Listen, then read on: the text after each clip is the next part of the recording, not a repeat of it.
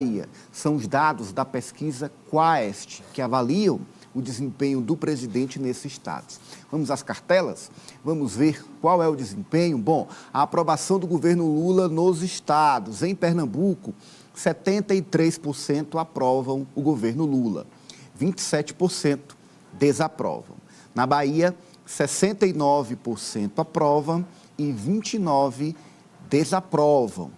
Estes são dados da pesquisa Quaest nesses dois estados do Nordeste, sobre a aprovação. Há também o questionamento sobre a avaliação de Lula. Para 47% na Bahia, a avaliação é positiva. Para 32%, regular. 19% negativa. Em Pernambuco, 52% avaliam como positiva a gestão do presidente Lula, 27% como regular e 20% como negativa. O mais me chama a atenção, Alessio Rodrigues. Olha, Ananias, a gente viu na última eleição a Bahia sendo determinante para a eleição do presidente Lula e segue com uma aprovação ainda muito positiva. A gente está aí quase na casa dos 70%. Pernambuco tem ali uma certa divisão e eu acredito até que teve um acréscimo nesses números positivos, porque como a gente comentou inclusive recentemente aqui no programa, hoje a gente não tem uma oposição declarada no estado de Pernambuco, até porque a governadora hoje já tem uma parceria com o presidente Lula, inclusive mudou de partido ou vai mudar, não acompanhei ainda essa questão da filiação dela, mas ela não fica no PSDB com um posicionamento contrário ao presidente Lula. A sua principal opositora foi Marília Reis, que saiu do PT para o Solidariedade, mas ainda assim uma grande defensora do presidente Lula. Então, acho que são dois estados muito importantes no Nordeste, os dois dos maiores eleitorados da região, então são determinantes em qualquer eleição federal e mantém a aprovação do presidente Lula no Nordeste, porque a gente sabe que os estados do Nordeste têm essa aprovação histórica, mas há ali um acréscimo também nas regiões Sudeste, Sul e tinha estagnado aqui na nossa região, no Nordeste. E agora a gente vê esse dado mudando, esse número positivo crescendo em estados importantes que determinam o resultado de eleição aqui no país, Ananias. Pesquisa realizada de 25 a 28 de julho, o levantamento é de agora, portanto, mostrando, Cíntia, o presidente forte na região Nordeste. Forte. Agora, duas coisas me chamaram a atenção. Primeiro, a avaliação de governo, se a gente puder voltar às cartelas, ela é bem maior do que a avaliação da imagem, a avaliação do presidente, a pessoa do presidente Lula. Você vê que o governo é aprovado em Pernambuco por 73%, mas a aprovação da figura do presidente Lula ficou bem abaixo do que isso. Se repete também, em Pernambuco, você vê quase 20 pontos percentuais menos do que a aprovação de governo.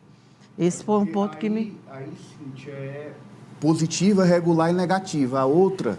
Põe a outra para a gente, a avaliação do governo. Mas a aprovação de governo não é só bom e ótimo? Essa aí aprova e desaprova. Aprova e desaprova.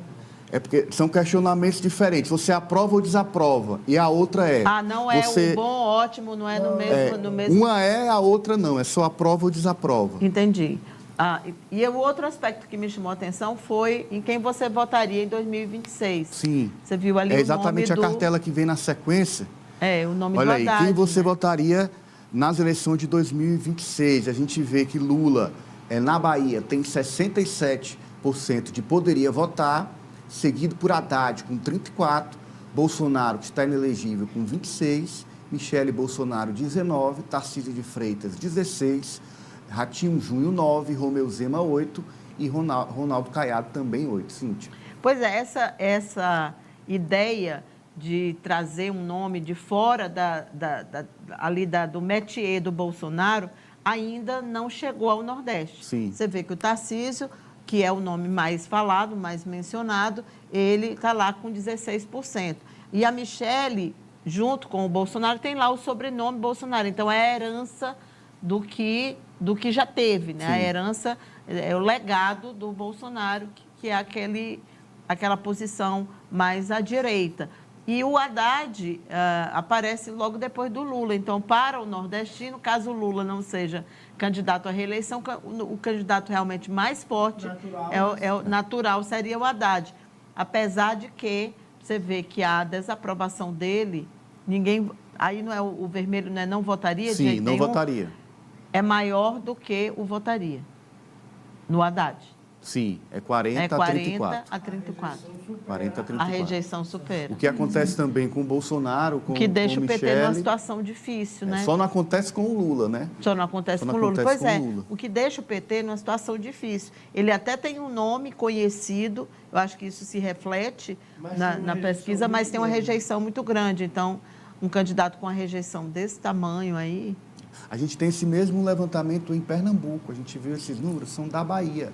Lá em Pernambuco foi questionado pela Quaest a intenção de voto para presidente da República. Olha aí, Lula votaria 69%, Fernando Haddad 29%. É ainda maior a rejeição do Haddad. E a do Lula, o votaria do Lula é ainda maior, né? Chega a 69%. É 69%. 29% para Haddad, 26% para Bolsonaro, A rejeição do Bolsonaro, 20% para né, Michele, gigante, 62%. 13% Tarcísio de Freitas, 53. Ratinho Júnior 9%, Romeu Zema 6% e o Ronaldo Caiado ali quase não aparece. As rejeições menores de Tarcísio, Ratinho, Romeu Zema e Caiado se explicam pelo fato de que eles aparecem, né, depois, desconhecidos ainda, são nomes desconhecidos. Osmano.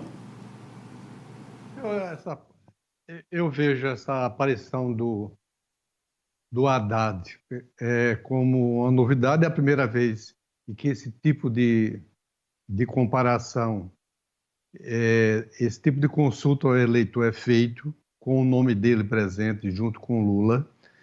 E eu acho que esse percentual mais alto de rejeição, ele diz muito ao fato de que o eleitor o eleitor não tem conhecimento disso. O eleitor se pega surpreso diante de uma amostragem desse tipo, daí há uma rejeição maior do que uma preferência. Isso é muito explicado em pesquisa eleitoral e isso vai aumentando ou diminuindo ao longo do tempo, cada vez mais que esse nome passa a ser mais conhecido nesse cenário de eleição junto ao eleitorado.